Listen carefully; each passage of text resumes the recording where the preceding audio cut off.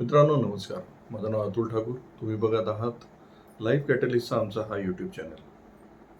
मित्रांनो, उद्योग करत असताना तुमच्याकडे जी टीम असते त्यामध्ये तुमच्या टीमचं फंक्शनिंग अतिशय महत्त्वाचं आहे. आणि टीम फंक्शनिंगमध्ये आपण थोड्या वेळ मागच्या व्हिडिओमध्येच आपण पाहिलं की how lack of trust impacts. आता या व्हिडिओमध्ये आपण बघणार आहोत की फिअर ऑफ कॉन्फ्लिक्ट म्हणजे एकमेकांमध्ये थोडेसे वाद होतील किंवा वैचारिक मतभेद होतील याला घाबरणे हे टीममध्ये जर असेल तर टीमचं काय नुकसान होतं. आणि हे बऱ्याचशा टीममध्ये असतं मित्रांनो. बऱ्याचशा टीम मेंबर्सना असं वाटतं की कशाला उगाच निरर्थक वाद घालायचं, कशाला कोणाला वाईट वाटत असेल तर असं सांगायचं. आणि त्यांच्यासोबत काम करणारे हायर मॅनेजमेंट पण म्हणते वाद नको, वाद नाही झाला पाहिजे. त्यांच्या दृष्टीने वाद असणं इज समथिंग लाईक बॅड.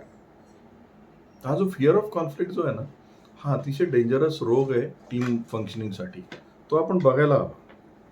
त्यामुळे होतं काय माहिती का, मी काही ऑर्गनायझेशन्समध्ये कन्सल्टन्सीसाठी जेव्हा जेव्हा गेलो आहे आणि त्यांच्यासोबत ज्यावेळेस मीटिंग्समध्ये बसलो आहे त्यावेळेस मला एक लक्षात आलं, त्यांच्या मीटिंग्स अतिशय बोरिंग होतात. एकसुरी मीटिंग होतात, गुडी मीटिंग होतात. तू माझ्याविषयी चांगलं बोल, मी तुझ्याविषयी चांगलं बोलेल. कोणीच कोणाविषयी फीडबॅक द्यायला तयार नसतं. कोणीच कोणाविषयी नाही. फक्त तिथे जी हुजरेगिरी चालते. तुम्ही कसे चांगले आहात, मी कसा चांगला आहे, सगळं कसं अलबेल आहे, राज्यात सगळा कसा आनंद आहे, अशा मीटिंग्स होतात. आणि काम का होत नाही याविषयी बिलकुल चर्चा होत नाही. कारण ते प्रत्येक जणांना एक फिअर असतं की सगळ्यांना सगळं माहिती आहे, उगाच कशाला कोणाला काही सांगायचं आहे, काय फरक पडणार आहे, आणि ज्याचे त्यांनी स्वतः बघायला हवं. वाद कशाला, निरर्थक वाद घातल्याने कोणाचा फायदा होणार आहे आणि मी का वाईट होऊ वगैरे वगैरे असे काहीतरी निरर्थक विचार असतात. आणि त्यामुळे त्या टीममध्ये त्या गोष्टी वर येत नाहीत ज्या गोष्टीमुळे ॲक्च्युली ती ऑर्गनायझेशन सफर होत असते. एक गुडी मीटिंग, बोरिंग मीटिंग होत असतात. पुढे जाऊन त्या मीटिंगचं काही आउटकम होत नाही आणि त्या meeting most of the time बंद पण पडतात. कारण तो एक रुटीन म्हणून सेट होतो. सकाळी एक मीटिंग घेतली जाते, आठवड्याला 15 दिवसाला जी काही फ्रिक्वेन्सी ठरली असेल मीटिंग होतात, त्यामध्ये एक ठराविक साचेबद्ध कार्यक्रम होतो, पुढे काही जात. सो पहिला इम्पॅक्ट हा होतो की तुमच्या मीटिंग्ज ज्या आहेत त्या इनइफेक्टिव्ह व्हायला लागतात. त्याच्यामध्ये काही मजा येत नाही. दुसरं, या अशा समोर फीडबॅक न देणाऱ्या लोकांमुळे किंवा फिअर ऑफ कॉन्फ्लिक्ट असल्यामुळे ही लोक कुठे ना कुठेतरी बोलणार आहे, हे लक्षात घ्या. ज्याला समोर फीडबॅक देण्याची शक्यता नाही तो मागे जाऊन फीडबॅक देतो आणि मग तिथून पॉलिटिक्स सुरू होतं. तुमच्या टीममध्ये दुफळी माजायला सुरुवात होते. प्रत्येकजण एकमेकाविषयी मागे बोलायला लागतो, समोर काहीच बोलत नाही. आणि त्याच्यात ते जस्टिफिकेशन पण देतात, समोर बोलून काय उपयोग आहे, आपलं कोण ऐकतंय वगैरे वगैरे असे वाक्य तिथे बोलले जातात. पण मग हे बॅकस्टॅबिंग सुरू होऊन जातं. मागे बोलण्याचं एक कल्चर डेव्हलप होतं. कारण त्यांना फिअर असतं, समोर जर मी बोललो तर याच्यामुळे वाईटपणा येईल. सो हे पॉलिटिक्स ज्याला असं म्हणूया, ह्याचं वातावरण सुरू होतं. त्यानंतर कॉन्ट्रोव्हर्शियल सब्जेक्ट्स जे असतात ना, ते इतके कमी चर्चेमध्ये येतात किंवा त्याच्याविषयी चर्चाच होत नाही. पण त्या आयन रँडचं एक वाक्य आहे की तुम्ही सत्याला लपवू शकता, म्हणजे you can hide the truth but you cannot run away from the impacts of the truth. तर त्याच्यामध्ये या टीममध्ये टीम ही एकमेकाला कॉन्ट्रोव्हर्शियल फीडबॅक देणार नाही, कॉन्ट्रोव्हर्शियल सांगणार नाही कुठल्याही गोष्टी, पण त्याचे इम्पॅक्ट्स तर ऑर्गनायझेशनमध्ये दिसायला लागतात हळूहळू. मॅनेजमेंटला त्याचं सफरिंग व्हायला लागतं शेवटी, कारण टीम एकमेकाशी गुडी वागत असते.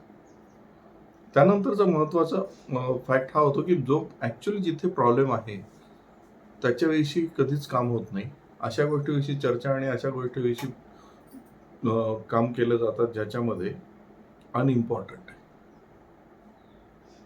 किंवा सगळेजण एकमेकाला सांभाळून घेतील अशाच गोष्टीविषयी चर्चा होत असते. आणि सगळ्यात महत्त्वाचं, ह्याच्यामध्ये मॅनेजमेंटची वेळ आणि मॅनेजमेंटचा पैसा दोन्ही गोष्टी वाया जातात. कारण शेवटी काय, तुमचं डेली प्रोडक्शन किंवा डेली तुमचं आउटपुट जे आहे ते मिळालंच पाहिजे. But if your team is not ready to confront with each other, not ready to जे ॲक्च्युली ज्याच्यामुळे तुमचे रिझल्ट मिळत नाही ते जर वर आणायला तयार नसतील तर ऑर्गनायझेशनचं नुकसान आहे. इथे लीडर जो असतो, टीम लीडर, त्याचा फार महत्त्वाचा रोल आहे मित्रांनो. बऱ्याच टीम लिडर्सना काय असतं, कॉन्ट्रोव्हर्सी नको असते. तेच मुळामध्ये they are weak in handling the controversies. किंवा दे कीप ऑन इंटरव्हिनिंग किंवा poking their nose when there is conflict. लोकांना कॉन्फ्लिक्ट होऊ देऊन त्यांना ते हँडल करण्याची पण कॅपॅसिटी तुम्हाला डेव्हलप होऊ दिली पाहिजे तुमच्या टीममध्ये. Let them handle the conflicts. म्हणजे मी माझ्या जॉबची सुरुवातच अशा ठिकाणी केलेली where my boss use to write on his door की if you have problems please do not come here, if you have solutions please come here. आणि he use to follow that. So त्यामुळे झालं काय की we developed into handling the problems. आम्ही develop झालो handling the प्रॉब्लेम्समध्ये. तुम्हाला तुमच्या टीमला डेव्हलप होऊ द्यावं लागेल. Let them fight for the cause.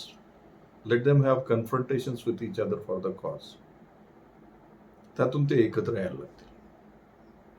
त्यातून त्यांना एकमेकाला सपोर्ट करण्याचं त्यांच्यामध्ये कल्चर निर्माण. सो जे कॉन्फ्लिक्ट आहे त्याचं फिअर तुमच्या टीममधून काढून टाका. तुमच्या टीमला सतत ही जाणीव होऊ द्या की conflict in the interest of organisation असेल तर दॅट्स अ गुड न्यूज.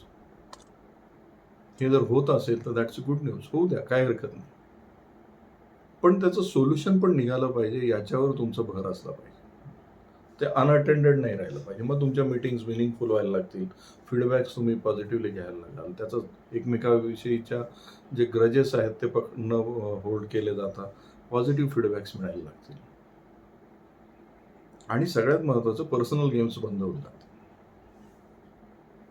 मित्रांनो, team functioning is very important. ही दुसऱ्या नंबरची इम्पॉर्टंट गोष्ट मी तुम्हाला या व्हिडिओतून शेअर केली. हा व्हिडिओ तुम्हाला आवडला असेल तर याला लाईक करा, शेअर करा आणि या चॅनलला सबस्क्राईब करायला विसरू नका. नमस्कार.